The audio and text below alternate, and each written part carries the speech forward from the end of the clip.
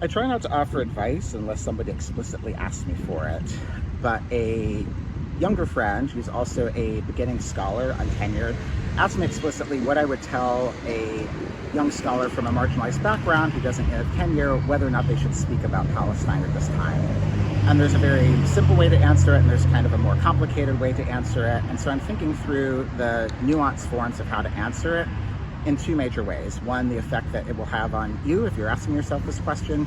The question my friend and colleague asked me is a similar question that other colleagues have asked me, students, former students, especially those going into fields like journalism or academia that are very much about ideas, and those ideas are wrapped up with your career opportunities. And also to think about the effect that it's going to have on other people. I think both of these are important in thinking through and deciding how we want to act during these times. And so I'll begin with thinking about the effect that it has on you if you're asking yourself this question. And to position myself and my friend who asked me this, we both went through funded PhD programs. In some ways we're very privileged, in other ways not. Both of us come from marginalized backgrounds, did not come from families who do these kinds of things. It's a big deal that we got to this point. Very few people like us do. And we understandably don't want to see our careers go up in smoke before they even begin.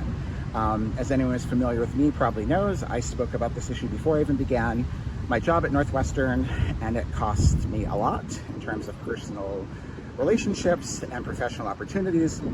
It's continued to be a part of my own journey. The German translation of my book was something that was hopefully going to happen with one of Germany's biggest publishers, and it got scrambled and ended because of my position on this. And I also come from a family of educators, none who were professors like I am, but my father was a very, very outspoken high school history teacher and taught a little bit as an adjunct in a community college. And he never became principal of the high school as he wanted to.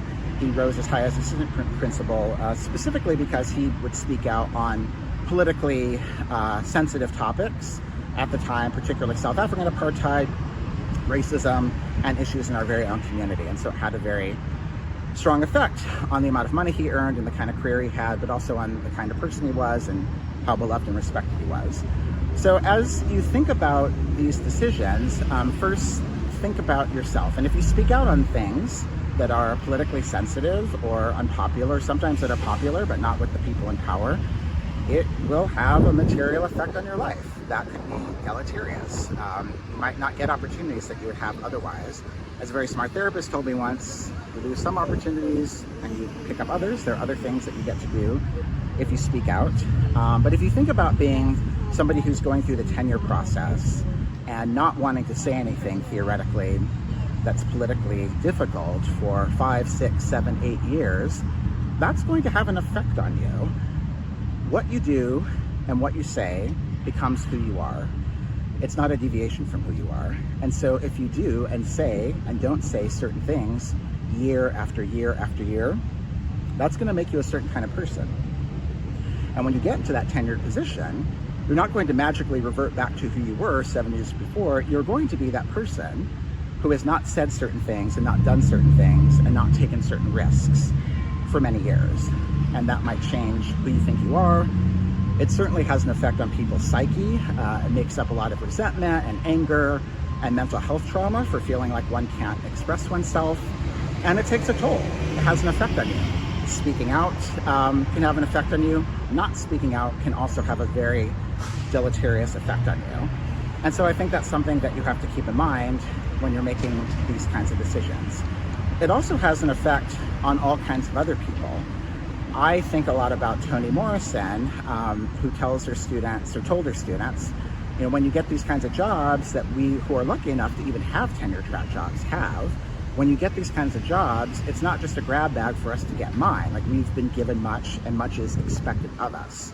We have a responsibility to the communities around us, to the least powerful people around us. Our students are depending on us and looking to us for moral and ethical guidance about how to behave in the world. And so if we teach them through the example that don't say anything, don't rock the boat, keep your head down, and don't risk yourselves, we are actually encouraging creating another generation that's educated to do the same.